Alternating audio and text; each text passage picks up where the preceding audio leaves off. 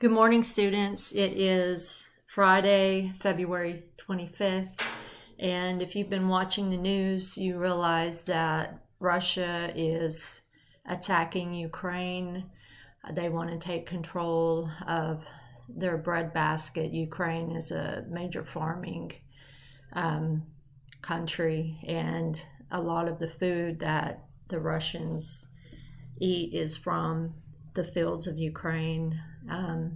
Ukraine used to be part of the USSR, and back in the 80s, Ukraine and other states were able to break away from the power of that government, and now Vladimir Putin is wanting to take control of that area, which makes the other Baltic states like Poland at risk. Is he going to try and regain that land as well?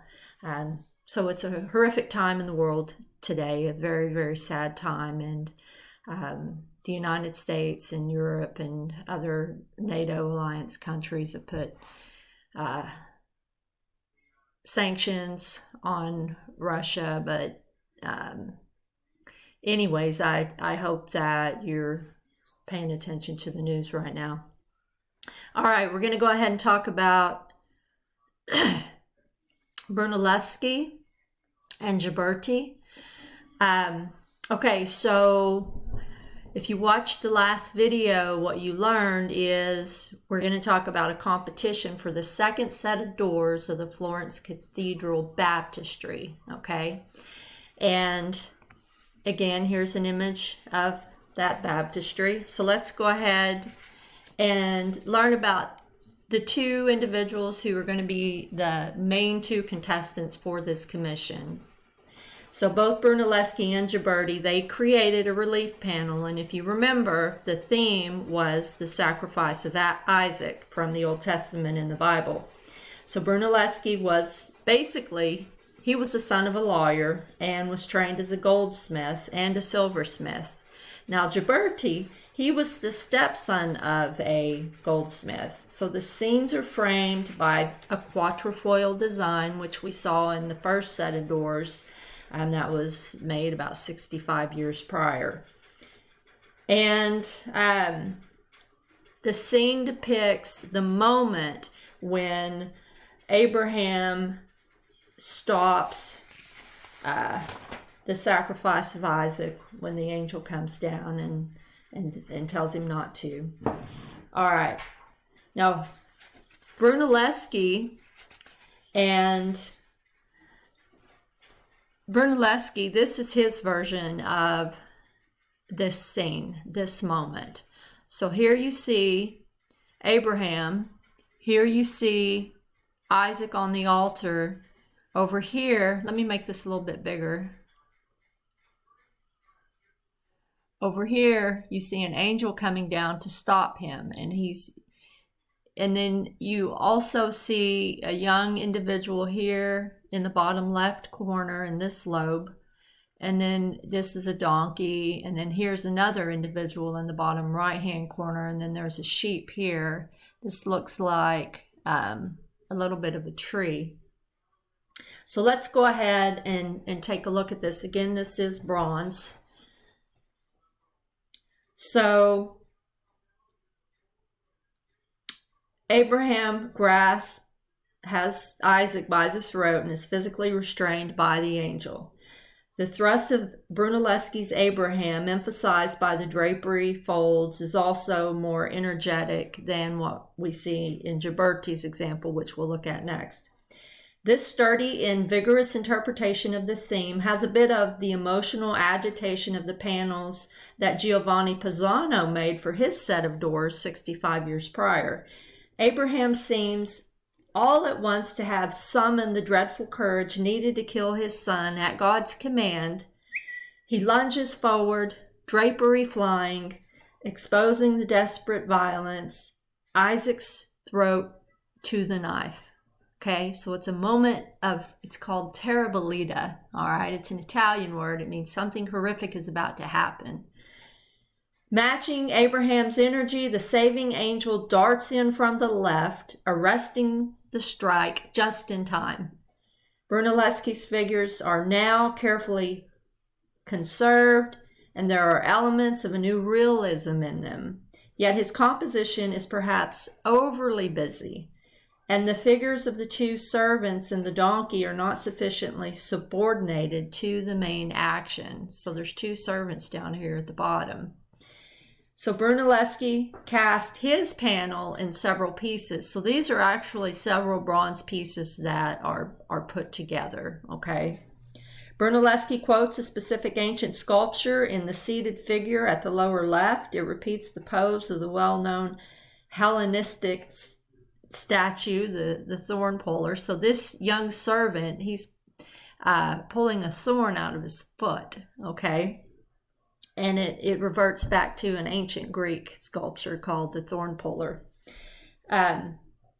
Both men used classic ideas in their relief panels, which helped to fan the classical revival in Italy, okay? Thus the word Renaissance, the rebirth. The depiction of nature in both reliefs continues in the tradition of Giotto.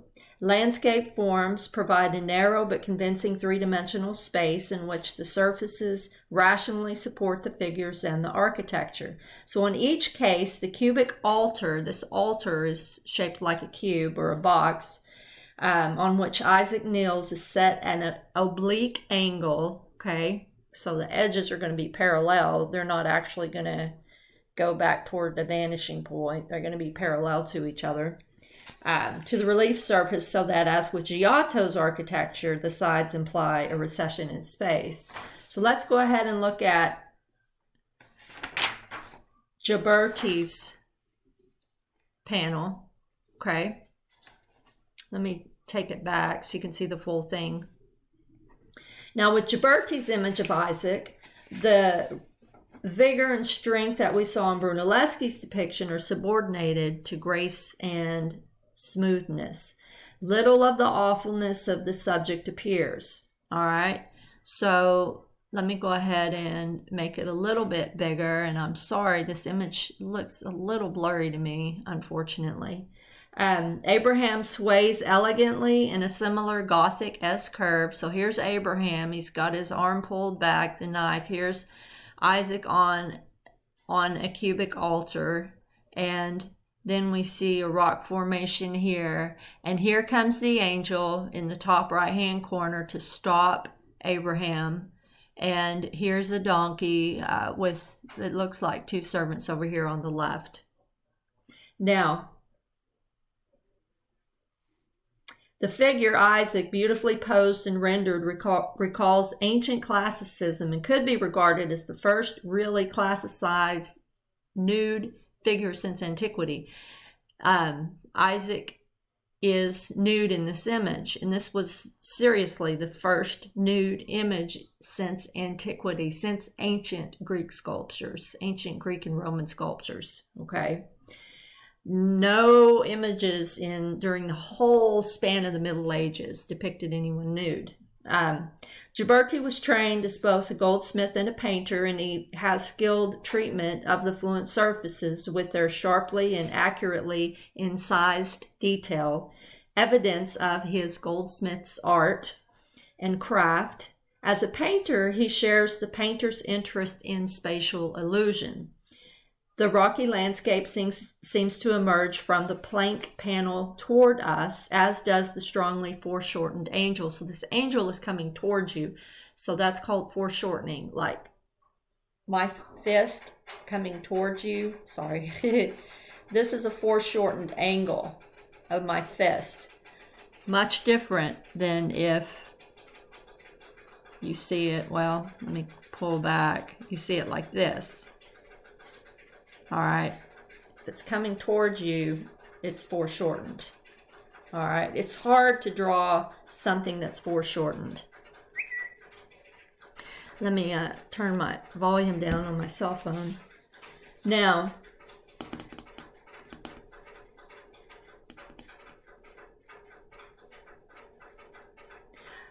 Giberti makes a composition that is perhaps less daring than Brunelleschi's, but more cohesive and unified. Giberti may have also won the competition for technical differences between the reliefs. Giberti used less bronze, which would have made the doors considerably less costly to produce than Brunelleschi's. And there are no surviving records of the judges' deliberations. Giberti's Isaac is a classical nude that reflects the artist's assimilation of Greek forms. This competition reverberated with political and civic meaning. Florence had recently been ravaged by a plague that killed at least 12,000 citizens, and the survivors probably identified with Isaac's rescue. Danger had also come from the powerful, tyrannical Duke of Milan, who threatened the Florentine Republic. With the Duke's death in 1402, Florence must have felt like Isaac has been granted a reprieve. Now, it's kind of funny when you study the influence of the victory.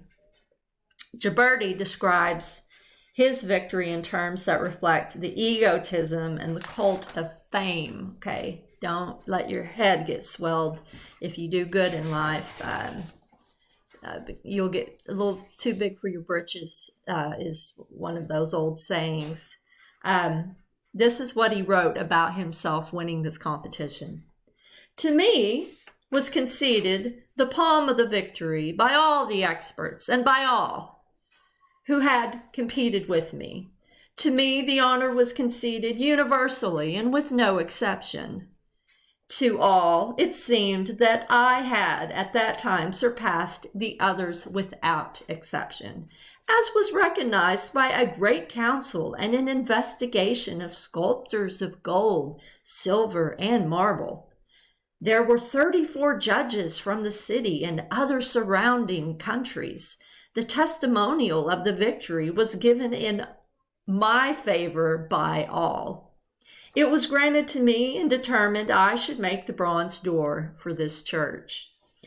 So you can really get a glimpse of his arrogance and self-egotism in his response to winning that particular victory. And remember, the judges wanted he and Brunelleschi to share this commission, but Brunelleschi couldn't do it. He couldn't handle Giberti's brown nosing and sucking up to the judges, and he's just not that kind of guy. So this passage also indicates the esteem and importance now attached to the art, with leading men of a city giving eagerly sought for commissions and great new programs of private and public works being widely undertaken. So this is what the set of doors looks like once it's completed.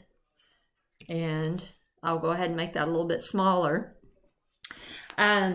There are 28 reliefs that are arranged in 7 rows.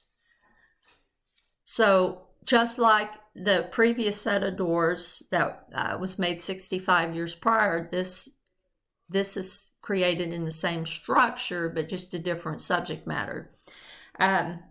Each relief is encased with quatrefoil shapes, as precedent by the reliefs of the south doors by Andrea Pisano. The enframement molding is designed with foliage, so the molding around it is designed with foliage, fruit, animals, insects, lizards, birds. It's wonderful to look at up close.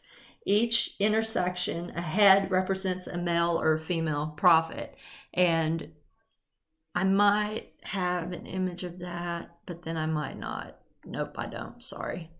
Let me make this a little bit bigger. And so right here at these intersections are going to be heads of prophets. So they're figurative pieces. Very interesting to look at. Now, there's one more set of doors that we're going to talk about, the third set of doors that are going to be made. And this set of doors, this is your next possible, this is the next image in your study guide to write about. So get your study guides out. We're going to look at the Gates of Paradise next. And this is a wonderful piece. This is going to be commissioned next. And actually, the city council decided to go ahead and give this commission to Ghiberti, since he had